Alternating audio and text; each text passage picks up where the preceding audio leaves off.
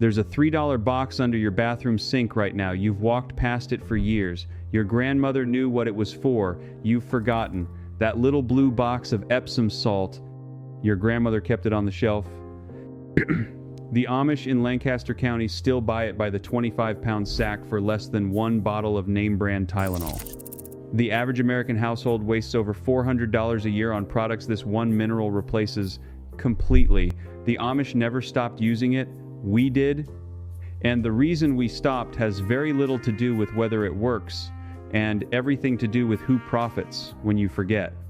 Before this video ends, I'll show you a recipe from a 1958 Farmer's Almanac. Found it in a kitchen drawer in Holmes County, Ohio.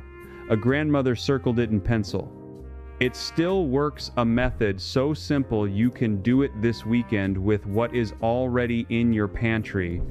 The first time I sat at a kitchen table in Millersburg, Ohio, I watched a woman in her 60s pour 2 cups of Epsom salt into a basin of hot water and treat what 3 doctors had failed to fix in her husband's foot. I never looked at a medicine cabinet the same way again. If you already own your home, if that blue box is already in your cabinet, this video was made for you. Nothing here requires a remodel. Nothing here requires a permit.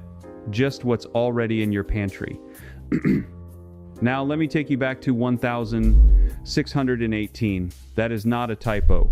407 years ago, a farmer in the English town of Epsom noticed his cattle refused to drink from a particular spring.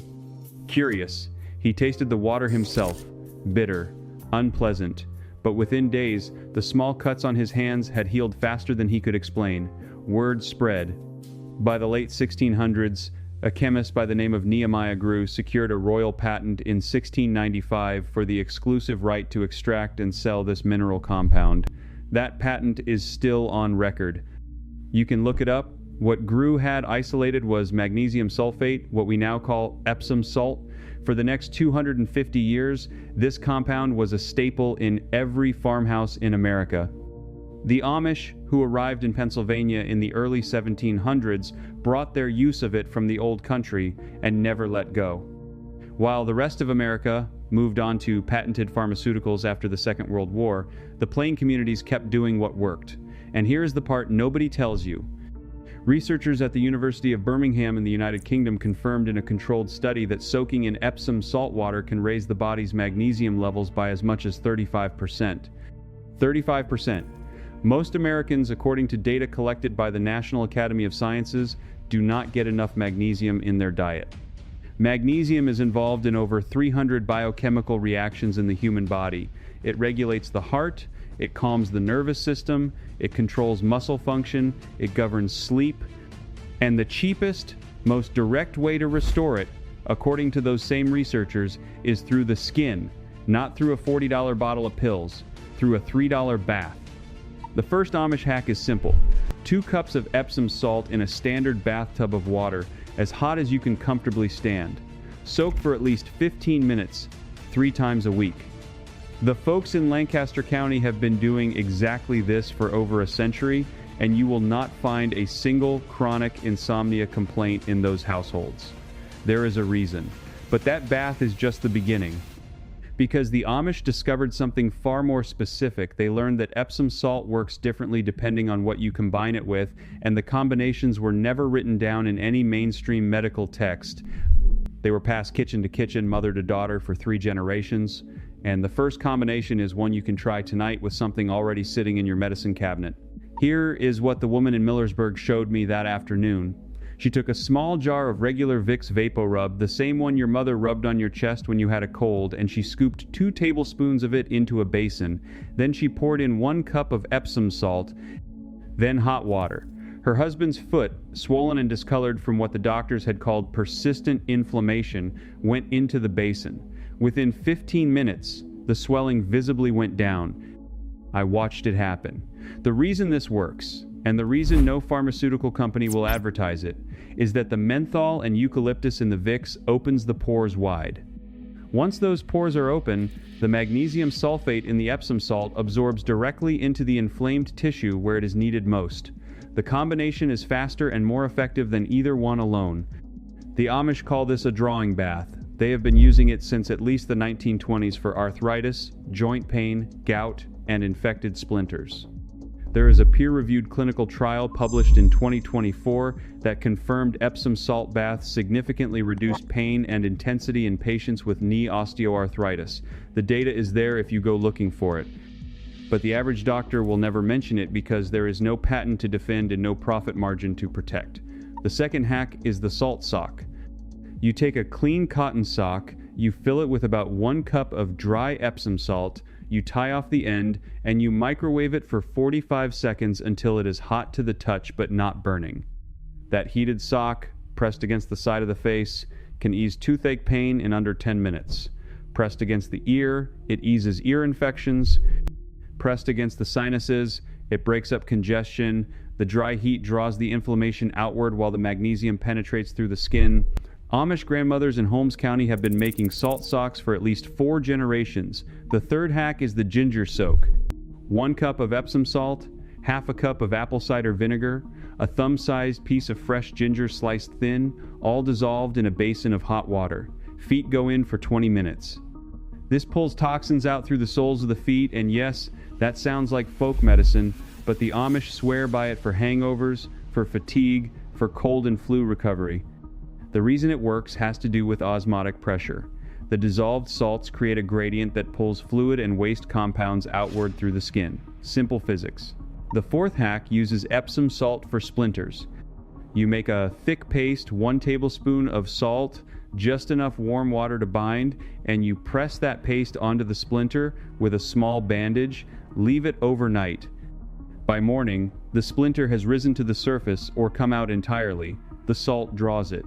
The fifth hack is the constipation drink, approved by the Food and Drug Administration itself. 1 teaspoon of food-grade Epsom salt dissolved in a full glass of water, taken once. Within hours, the system clears. The Amish have used this exact ratio for over 100 years. But these 5 are only the beginning, because the next 6 hacks involve the garden, the livestock, and the kitchen, and one of them will save you $60 a month on something you are buying right now. The 6th hack is for your tomato plants. Walk into any Amish garden in Lancaster County in late June, and you will see them tucking a tablespoon of Epsom salt into the soil at the base of each tomato plant. The magnesium and sulfur feed the plant in a way commercial fertilizers cannot match. The result is tomatoes that produce 30% more fruit, with deeper color, fewer cracks, and a sweetness that store-bought tomatoes simply do not have. The same trick works for peppers, roses, and houseplants. The 7th hack is for the lawn. 1 cup of Epsom salt dissolved in a gallon of water, sprayed across 1,000 square feet of lawn, restores green color within 10 days. People are paying lawn care services $70 a visit for chemical treatments that do less than this. The 8th hack is for tree stumps. Drill holes into the stump, fill them with dry Epsom salt, cover with a tarp. Over the course of a few months, the salt dries out the stump from within, and it can be removed by hand without grinding. The Amish use this on small stumps every season. The 9th hack involves the livestock. A barrel of water with a 1/4 cup of Epsom salt mixed in, offered to chickens during a heat wave, prevents heat stroke and keeps egg production steady. The 10th hack is for cleaning.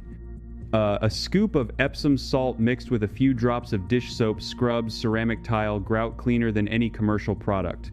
The 11th hack is laundry related. Half a cup of Epsom salt added to a hot wash softens hard well water and brightens whites without bleach. The Amish have been doing this for decades, and their linens last twice as long. The 12th hack is for foot odor. A nightly soak in warm water with half a cup of Epsom salt kills the bacteria that causes foot odor permanently. The 13th hack is for sunburn. A washcloth soaked in cold Epsom salt water and laid on the burn pulls the heat out and prevents peeling.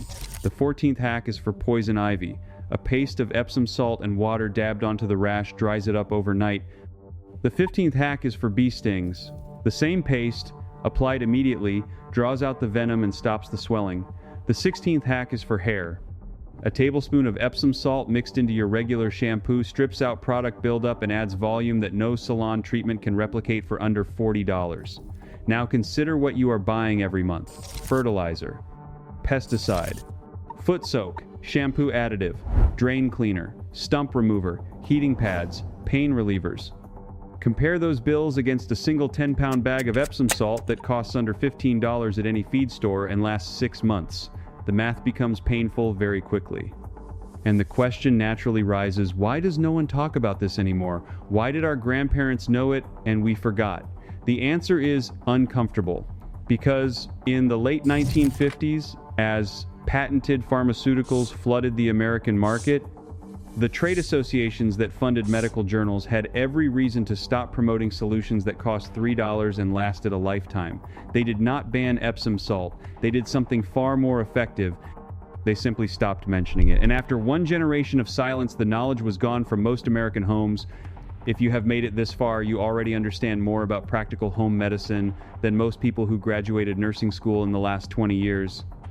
And if you want the full blueprint, all 25 hacks with exact ratios, the storage methods that keep Epsom salt potent for years, the specific brand names the Amish actually buy at US retailers, and 17 more applications I do not have time to cover here. It is all laid out in the Amish Home System Manual. Link is right below this video in the description.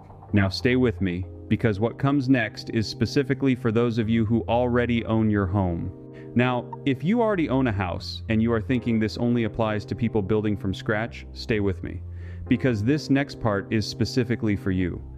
There is one application of Epsom salt that the Amish have used inside existing homes for generations, and it requires no remodeling, no contractor, no permit, and no special equipment. It is a method for treating moldy and damp basements, the kind of basement that exists in nearly every American home built before 1980. You take 5 pounds of Epsom salt and you spread it in a thin layer across the basement floor along any wall where you have noticed dampness or musty smell. You leave it there for 72 hours. The Epsom salt acts as a desiccant. It pulls moisture out of the concrete, out of the air, and out of the cinder block walls. The Amish in damp Pennsylvania basements have been doing this every spring and every fall for as long as anyone can remember. After 3 days, you sweep it up, you dispose of it, and you start fresh. The musty smell is gone, the dampness is reduced, and you have just done for $15 what a professional basement waterproofing service would charge you $4,000 to attempt. The same trick works in closets that have a damp smell, in crawl spaces, in garages that flood occasionally, and in attics where humidity collects. A bowl of Epsom salt in any of these spaces will absorb moisture continuously for weeks. There is also a specific Amish technique for treating wood floors that have started to cup or warp from humidity. You sprinkle Epsom salt lightly across the affected area, leave it overnight, and the salt draws the excess moisture out of the wood fibers, allowing the boards to settle back into their proper shape. This will not work for severe water damage, but for early-stage warping, it is remarkably effective. The same principle applies to wooden furniture that has begun to swell or stick. A small dish of Epsom salt placed near the piece for a week pulls the humidity out of the surrounding air. Now, the other application for existing homes involves the medicine cabinet itself. The Amish keep their Epsom salt in a wide-mouth glass jar with a tight lid, stored away from sunlight in a cool, dry place. Stored properly, Epsom salt has no real expiration date. The container in your bathroom right now may be 10 years old and still chemically identical to a new one. There is no need to throw it out. There is every reason to start using it. One more thing for existing homeowners. If you have a septic system, a half cup of Epsom salt poured down the drain every 2 months helps maintain the bacterial balance in the tank. It does not replace pumping, but it extends the time between services. The Amish have used this trick for over 100 years on their own septic and outhouse systems. None of this requires permission, none of it requires permits, none of it requires anyone to come into your home. It only requires you to remember what an entire generation chose to forget. And here's where the story takes a turn I did not expect when I started looking into this, because there is one final technique, one hack so specific and so quietly preserved that it almost did not survive at all. I want to tell you about a document I came across while sitting at a kitchen table in Holmes County, Ohio, last spring. The lady of the house, Mrs. Esther Yoder, and that is her real first name, though I have changed the family name out of respect, reached into a drawer that had not been opened in years and pulled out a thin booklet with a faded green cover. It was a farmer's almanac, printed in 1958 by a small press in Sugar Creek, Ohio. The pages were brittle, the corners were stained from kitchen use. On page 37 in plain English was a recipe her grandmother had circled in pencil. The recipe was for what the booklet called a poultice for deep infection. The exact wording, which I copied down by hand, was this: take 1/2 cup of Epsom salt, add 3 tablespoons of raw honey, the darker the better. Add 1 tablespoon of finely ground bread, white only, not whole wheat. Mix into a thick paste with enough warm water to bind. Apply directly to the wound or infected area. Cover with a clean cotton cloth. Leave overnight. Repeat each evening until drawn clean. Now, I want to be clear with you. I am not telling you to skip a doctor when a doctor is needed. What I am telling you is that this exact recipe, Epsom salt, honey, and breadcrumb, was used by Amish families for at least 7 decades to treat infected splinters, boils, abscesses, drawn pimples, and stubborn skin infections that refuse to heal on their own. And modern science now understands why it works. The Epsom salt creates osmotic pressure that pulls fluid and infection outward. The honey, and this part has been confirmed in dozens of peer-reviewed studies published since 2015, is an antibacterial agent so powerful that medical-grade honey is now used in hospitals to treat antibiotic-resistant infections. The breadcrumb is the binder, the matrix that holds the paste against the skin and gives the honey and salt time to do their work. The 1958 Almanac did not know about Staphylococcus resistance. The grandmother who circled that recipe did not know about osmotic gradients, but she knew it worked. She had used it on her own children. Her mother had used it on her, and her grandmother before that. 3 generations of women in that one family had kept this recipe alive while the rest of the country forgot, and it almost vanished. Mrs. Yoder told me her daughters were not interested in the old book. Her granddaughters had cell phones now. They went to the doctor for everything. If she had not pulled that booklet out for me that afternoon, the recipe might have died in that drawer. That is the part that haunts me. Not the recipe itself, but how close it came to being lost. The Amish are not magicians. They are not faith healers. They are practical people who kept doing what worked while the rest of America was sold a new solution every 5 years. The honey poultice is the secret finale because it represents everything this video is really about. Knowledge that was never banned, never disproven, never even seriously challenged, only quietly replaced. Forgotten by accident, or maybe not entirely by accident. Either way, lost. And now, sitting in your medicine cabinet, in your pantry, on your kitchen counter, you have every ingredient you need to recreate something that worked for 150 years before anyone thought to put it in a tube and charge $30 for it. That is the true value of what the Amish kept alive. Not magic, just memory. The truth is, nothing was taken from you by force. It was taken from you by silence. One generation simply stopped passing it down, and the next generation never knew it existed. But you know now. You have the dates, you have the names, you have the ratios, you have the techniques. And tonight, when you open that cabinet under the sink and you see that little blue box sitting there, you will see it the way the Amish see it, not as a leftover from somebody's bath, but as one of the most useful, most undervalued, most quietly powerful tools any household can keep on hand. If you are the kind of person who believes that real knowledge has been quietly pushed aside to protect someone else's profit, you already know what to do next. Take that carton out of the cabinet tonight, put it on the counter where you can see it. Try one of these hacks this weekend: the foot soak, the salt sock, the Vicks bath, the tomato trick, any one of them, and see for yourself whether the Amish were right. I want to hear from you in the comments below. Which of these 25 hacks did you grow up watching your grandmother or grandfather use, and which one of them are you going to try first this week? Leave a comment. Tell me your story. I read them, the other folks in this community read them too, and every comment helps somebody else remember something their family forgot.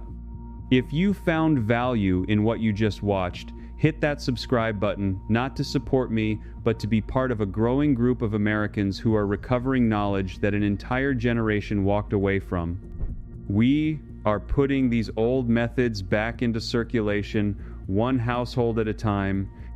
Next week, I am going to walk you through 25 hacks involving plain white vinegar, the kind in the gallon jug at the grocery store for under $3, and there is one technique involving a copper penny and a teaspoon of vinegar that the Amish have used to test water quality for over 80 years.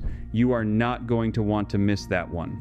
Until then, take care of yourself, take care of your family, and remember, the most powerful tools in your home are usually the ones that cost the least and have been there the longest. The blue box was always there, you just had to remember why your grandmother kept it. Before I let you go today, I want to share a few more things that didn't make it into the main list but deserve to be said, because they round out the picture of why this humble white crystal earned its place in nearly every American farmhouse from the Civil War onward.